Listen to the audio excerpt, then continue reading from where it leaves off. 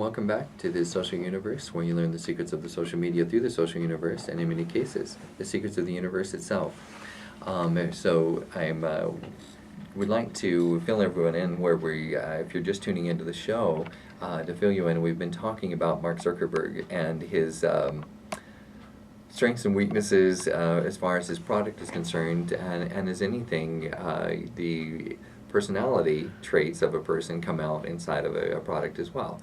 And obviously, if it's something that is that popular, Mark Zuckerberg has some redeeming qualities about himself. So don't think that I'm saying he has no redeeming qualities, but his he's still single. That doesn't Not all single people run around stalking women, but I think he still relates heavily to the male hunting mentality, where if you can get about a little over 50% of the profiles on Facebook are female, of women, and so the bigger the pool to stalk, the better. I mean, that's the way he feels, and I'm not saying that's his only purpose, but that tends to be the way he makes decisions, is to keep that stalking going, and he feels that that's one of the biggest reasons for existence. But there's a lot of very positive things that have come out. Families have found each other, relatives have found each other. There's class reunions have been made much nicer, and great relationships have come out as a result of that. I'm sure there's a ton of marriages that have occurred through it, both in positive and in negative ways. People talk about Facebook being the destruction of marriages, and in many cases. So anyway, there's pros and cons to a lot of things. But here's what I would recommend to Mark Zuckerberg, and he isn't even trying to work on this, and it makes me heartsick, is that Google needs a competitor out there. Yahoo tried, Bing has tried, Windows, so in other words, Microsoft is, they're trying, and I really commend Microsoft for giving them their forthright effort, okay? But Google needs a competitor. And Mark Zuckerberg was what I thought was going to be the new knight in shining armor competitor, so that they would trade ideas and we would all come out the winner in a free capitalist society. But instead, he decided not to. So let me give you an example. There was a young woman who joined an alumni group of mine, and I could tell that she didn't realize that we are all a bunch of old fogies who were together in an alumni group, and she thought she was joining the student group. So, I reached out and said, hey, I'm happy to let you into the group. However, are you aware that this is a bunch of alums and not the student group? And when she realized, oh yeah, I guess I should probably be in the student group, but could I still network with the old fogies? Okay, yeah, that would be fine. So, so anyway, for networking purposes, and by the way, if you haven't thought about that, and if you're a young person, there's nothing wrong with joining in with a group of people who might be in a different age group than you are, and start networking a little bit. Shoot, that'll be very helpful. They've all been where you are, and just graduating from college and trying to figure out how to get a job and that kind of thing. So that kind of discussion can occur. But the real reason I'm telling you the story is that I started searching for the student group, and I have seen the student group before. I searched and searched. 20 minutes later, still couldn't find it. So thank you, Mark Zuckerberg, for making things completely unfindable. Okay, that would not happen in Google. Okay, and Mark Zuckerberg he's not friendly to Google, and so his stuff is not exactly. I mean, it's becoming friendlier, but he's not.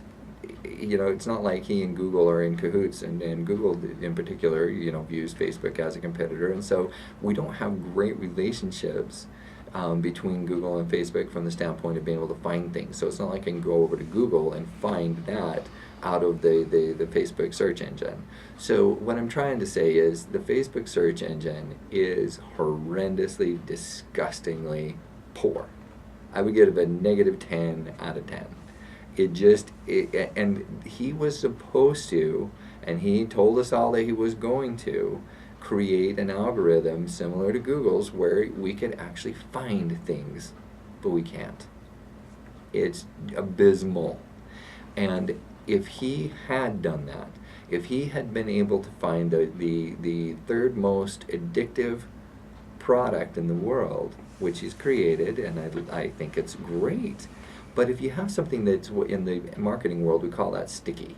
If you have something that is that sticky, that people love to get into, that isn't socially embarrassing for the most part, okay, then why would you consciously, year after year after year, make a decision to not make an algorithm like Google's where people can find stuff? If he had done that and had been able to control the addictive quality of what he has, let me give you an example. Somebody in the social media stays in the social media sometimes 3 and 4 hours a day. When somebody logs on, they continue to interact. They not only log on, but they continue to interact. So they stay at that page for sometimes all day, because they might alternate back and forth between their Facebook page online and their Facebook page online through their smartphone, but they're constantly interacting all day.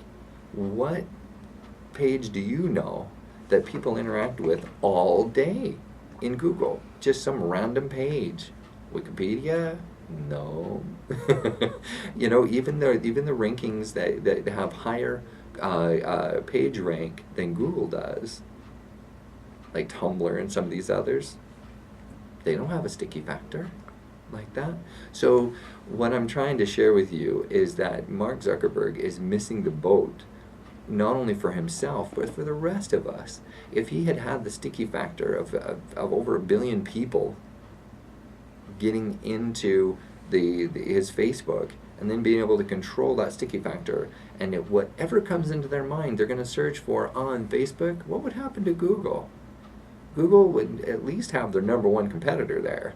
And 2, people would start searching on Facebook. They would say, did you Facebook it, instead of did you Google it? Okay, they could actually take that over, but they don't.